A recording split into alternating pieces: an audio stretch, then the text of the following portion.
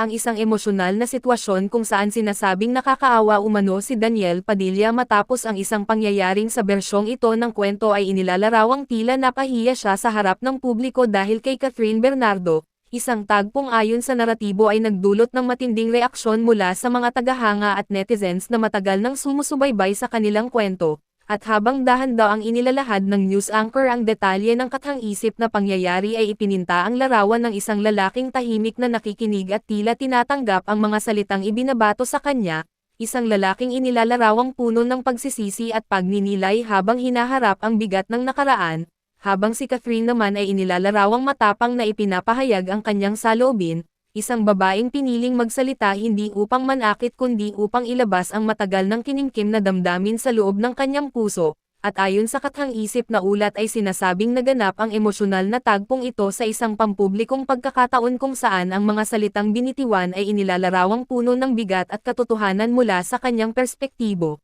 Mga salitang umano'y nagdulot ng katahimikan sa paligid habang ang mga taong naruroon ay tila nakikiramdam sa tensyon na unti-unting nabubuo sa pagitan ng dalawa. At sa bersyong ito ng salaysay ay inilalarawan si Daniel bilang isang lalaking hindi gumanti ng salita bagkus ay piniling manatiling tahimik. Isang katahimikan na ayon sa mga komentariste sa kathang-isip na balita ay maaaring sumasalamin sa pagtanggap o marahil ay sa kawalan ng lakas ng loob na ipagtanggol ang sarili sa gitna ng emosyonal na sitwasyon, at habang nagpapatuloy ang ulat ay binigyang diin na ang ganitong tagpo, kahit kathang-isip lamang, ay sumasalamin sa realidad na ang mga personal na alitan kapag nailabas sa publiko ay kadalasang nagiging mas masakit dahil sa dami ng taong nakasaksi at nakialam, at habang kumakalat ang balitang ito sa social media ay sari-saring opinyon ang lumutang, may mga naawa kay Daniel na inilalarawang tila walang nagawa kundi tanggapin ang sitwasyon, may mga nakaunawa kay Catherine na inilalarawang ipinagtatanggol lamang ang kanyang sarili at damdamin,